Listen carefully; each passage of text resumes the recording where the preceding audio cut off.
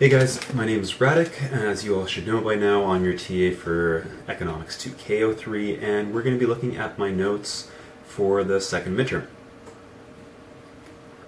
Now, we're going to be looking at the time of 1713 to 1780 to begin with, and we're talking about BC right now. So the first system was already in place in British Columbia, and it was controlled by the natives.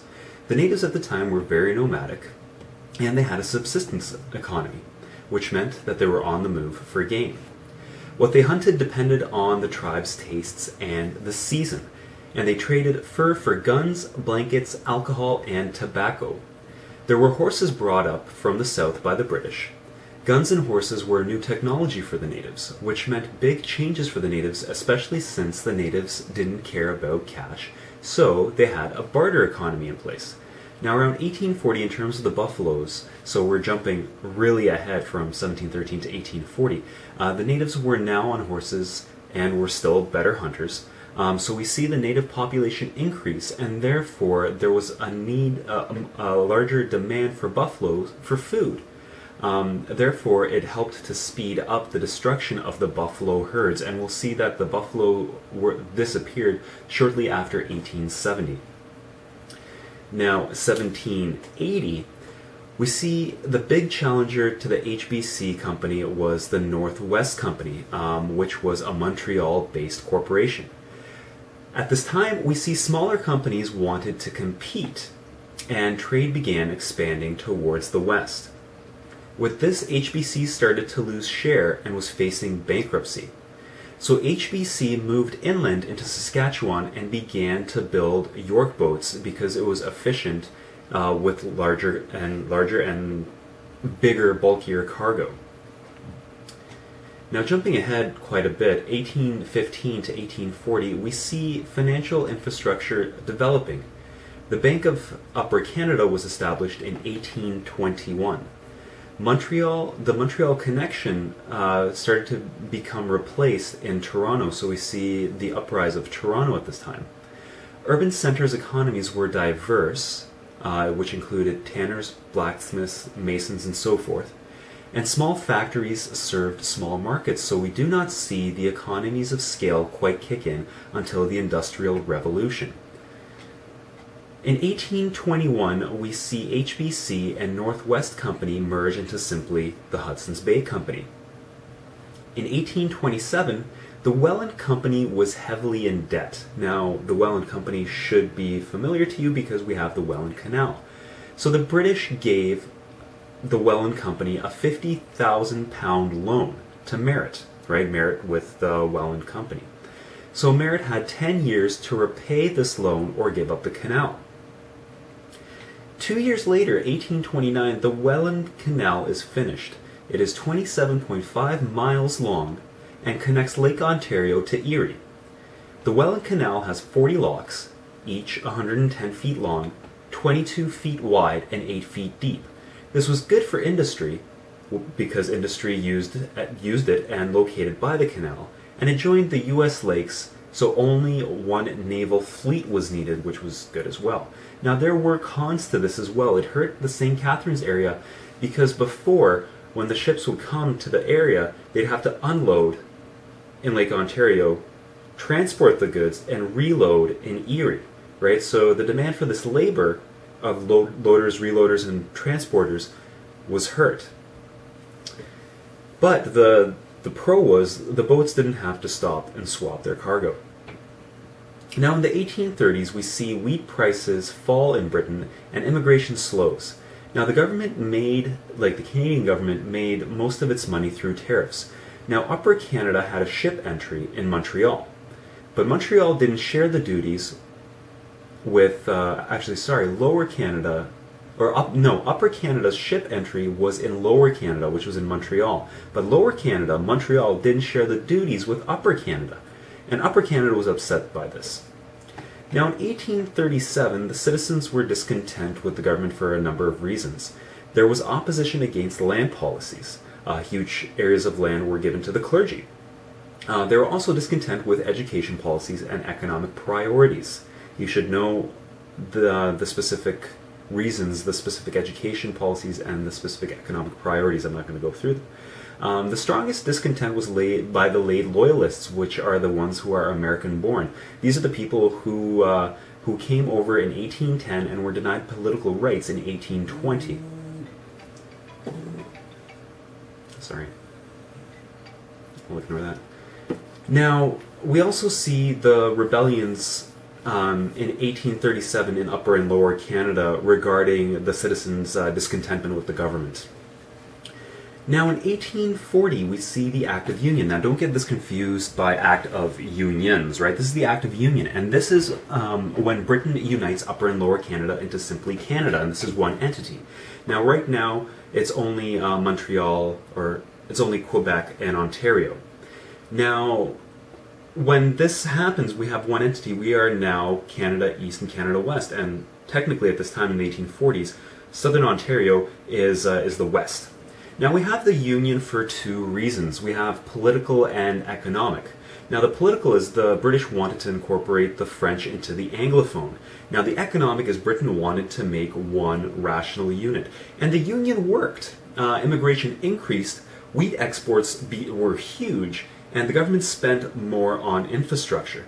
Britain had a demand for timber and wheat, and Canada West grew faster than Canada East because of better and cheaper land. Now, still in 1840, in regards to the Hudson's Bay Company, which we talked about in the early 1800s, the American firms began to move in, and the Hudson's Bay Company loses its fur monopoly. Now, jumping ahead 1 year to 1841, we see that the canal proves to be vital but not economically feasible. So the government takes the canal over. A second canal at the time is built with stone and not wood. So now we see stable water power emerge and the development of the industrial corridor. Remember that a lot of industry was locating by the canal. 1846, Britain repeals the Corn Laws. So now there is no protection from British grain, and our grain can be exported at a lower cost, and the demand increases, which is good for us. 3 years later, 1849, we see the Rail Loan Guarantee Act. So if you're making a list of important dates, any sort of act, any sort of bill, any sort of first prime minister, union, all that is important to write down. So the Rail Loan Guarantee Act, if rail met specific conditions, then the government would meet the interest on their bond issues and would expand provincial credit to municipalities for their rail projects. Now, between the dates of 1850 to 1857 in regards to rail in Canada, these are our rail boom years. And our major projects at the time were the St. Lawrence and Atlantic Rail, the Great Western, Ontario Simcoe Lake Huron Rail, and the Grand Trunk Rail in 1859. Now, you'll see that the Grand Trunk Rail was significant in Hamilton's development. So what were the economic impacts of rail? We see the inflow of foreign investment. It was a major source of employment because the rail had a huge demand for labor, for iron, steel, for wood. The rail sparked urbanization not only by connecting it, but by concentrating laborers into specific areas. The rail supplemented canals. The canals were better for big bulky goods, but they also froze in the winter. And rail affected the nature of manufacturing. Now, this is a good test question. How did rail affect the nature of manufacturing? Now, think about the location, frictions of distance, transportation costs. Think about it in terms of that. Now, in the 1850s, we have the Reciprocity Treaty, which was between the years of 1854 and 1865. And this concerned the British North America and the U.S. It affected all colonies, but the biggest one that was affected the most was Southern Ontario. The U.S. becomes attractive to Canadians with this treaty. Huge populations were located along the U.S.-Canada border. New England was hugely industrialized, and the demand for raw materials came from the U.S. Therefore, the treaty was about free trade. So, Reciprocity Treaty concerned free trade. Now, there was a focus on duties and free agricultural products. It also concerned specific fishing rights over open waters for Canada and the U.S. Now, the effects of the Reciprocity Treaty were minor in the long run. Wood, wheat, agriculture, and livestock trade balances increased, but some would argue that they would have happened even if there was no treaty.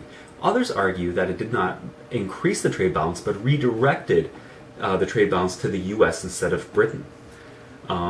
Canada West was benefiting the most, so we'll see that the US in 1865 repealed the Reciprocity Treaty because they felt that Canada was benefiting the most. Now, Canada East thought trade went away from the St. Lawrence, so they were losing revenue from the tolls with this treaty. Now, yes, the Americans decide to end the treaty in 1865 because they felt only Canada benefited from the treaty. So we see that Britain is doing well with the Industrial Revolution at the time, and there is a lot of overseas investment because the domestic opportunities had died off. So if domestic opportunities died off, they went to the foreign markets, the overseas markets. Now, the railway boom was dying off in the 1850s for Britain, but it was only starting in Canada. 1858 to 1859, I have 3 points on development. So 1, rail created the need for border financial base and provided transport systems that let urban centers seek hinterlands. 2, it realized the agricultural growth problem. Since Canada filled up, land was depleting and wheat was no longer a staple of export. Therefore, they worried about agriculture and no immigration. 3, Canada sees potential for development, commercial, agricultural, etc., but depended on growth of the staple and immigration of people for a capital base. Now, generally in the mid-1800s, we see Confederation and national policy. So what is Confederation and national policy? Central Canada was pro-Confederation. The Canadas at the time are basically Ontario and Quebec. Everyone at the time was knee-deep in rail and canal debt. Britain lost interest at the time in defending the colonies, so that's why we see that Britain was kind of pro-Confederation. The colonies wanted the West before the US got there. Now, when I refer to the West now, I'm referring to British Columbia. Newfoundland had no interest in Confederation at the time for 3 reasons. The Irish didn't like Confederation because it sounded like an idea a bunch of British Protestants would propose. 2, the merchants feared tariffs would hurt profits. And 3, there was a fear that Confederation would focus on central Canada and neglect Newfoundland. Prince Edward Island felt the same fears as Newfoundland, so they had no interest in Confederation. Now, Confederation resulted in a larger fiscal base. It attracted British investors to finance the rail projects. The Confederated States would have more control over immigration policy, and all of this was important to settle the West. Another good test question, what was important to settle the West? Now, the British North America Act included Quebec and Ontario, New Brunswick, and Nova Scotia. The newly confederated states were called Canada. And this created the Dominion of Canada, which was considered the Kingdom of Canada. Now, 1867, Canada at this time is now just Nova Scotia, New Brunswick, Quebec, and Ontario, and we see Sir John A. Macdonald become the first Prime Minister. Important date, 1867. John A. Macdonald, first PM. Now, the BNA Act created federal and provincial governments. Section 91 constituted the federal powers, and Section 92 constituted the provincial powers. The 1870s, Canada receives the Northwest from Britain. Alcohol is an important topic at this time because there was whiskey abuse, so the government control became important. The Métis concentrate on rogue trade and the barter system. At the time, there is no such thing as private property in the West. Agriculture is secondary to hunting and trading at this time. And shortly after, in the 1870s, like we mentioned earlier, the buffalo were gone. They were extinguished. They were overhunted. They were overharvested. Now, here are some British Columbia tidbit dates. Important to write down, possibly. I don't know if you're going to be tested on it. I haven't seen the test, and if you're watching...